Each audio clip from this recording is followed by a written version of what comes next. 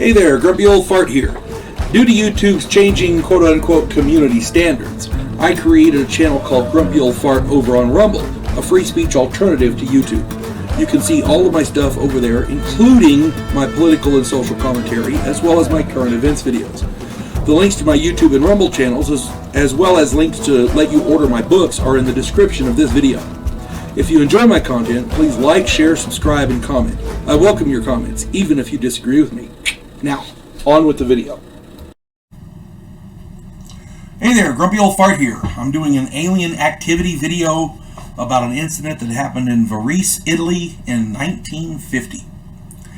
This is one of the most spectacular UFO incidents in history, despite the fact that you've probably never heard of it. There wasn't a lot of coverage. The guy apparently lived well outside the city by himself, and it just didn't get a lot of publicity. So here we go. On April 24th, 1950, Bruno, I'm going to try to say this guy's name right. It's spelled Facchini. I'm going to say Fascini. Bruno Fascini. I'm going to say that. If I got it wrong, sir, I apologize. Everybody deserves to have their name said properly. Bruno Fascini was up late enjoying the quiet night at his remote country home near Varese, Italy. He noticed sparkling lights outside. He thought it was lightning, but it was a clear night. There were no storms or anything, so he discounted that. He walked to the door and spotted a round metallic object about 100 feet away next to a telegraph pole. It was about 30 feet across. There was an opening on the side of the object through which he could see machinery, tubes and cylinders and like that. Around the craft stood 4 humanoids. Each of them was 5 foot tall or more, and they wore tight-fitting gray overalls. They wore helmets with transparent face masks. Hoses connected the helmets to a pack on their chests. Fascini took the hoses and packs to be some sort of a breathing apparatus, which kind of makes sense, common sense stuff. The figures all had tools and seemed to be effecting some kind of repairs on the craft. And, you see somebody, and this guy, obviously Mr. Fascini is a good guy, because what happens if you see somebody fixing their car by the side of the road, you stop to see if you can help them, right? Fascini decided to offer help if he could. So he steps forward from his front door, and the beings noticed him. They began chattering to each other in a language that Fascini did not understand and had never heard before. They seemed rather animated. One of the figures pointed a tube-like object at him, which emitted a beam of blue light. The light struck him in the chest, and he was hurled backward with force. He was sent sprawling on the ground. Fascini was stunned momentarily, and by the time he recovered, the last of the beings was boarding the craft.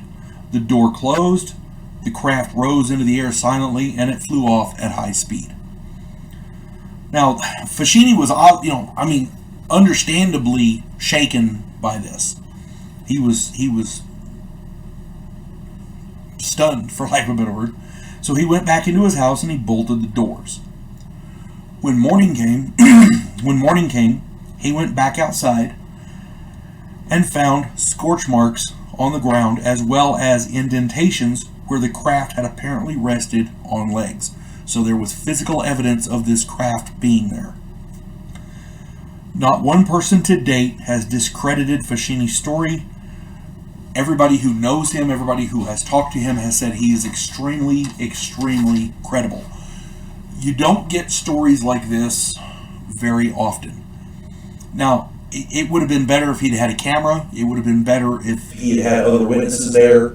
But he lives by himself out in the middle of the country. So, it's a hell of a place to break down, I guess.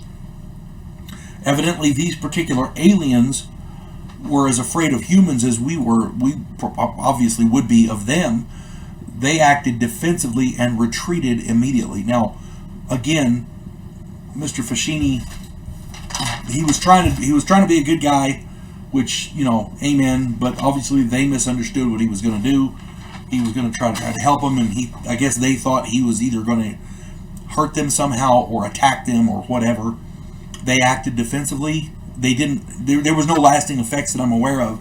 So Mr. Fashini was okay. It just, for lack of a better word, stunned him and scared the hell out of him. Which who wouldn't be, right? At any rate, if you can find some more on this story, that'd be great. Hope this finds everybody well. You folks have a good day. God bless one and all. We elect cookie-cutter politicians every single election cycle. Yes men who maintain the status quo and do just enough to make us believe the system still works. Imagine, if you will, a president who actually tries to fix things. If you like action, political intrigue, and a righteous crusade, check out my political thriller, The Righteous President.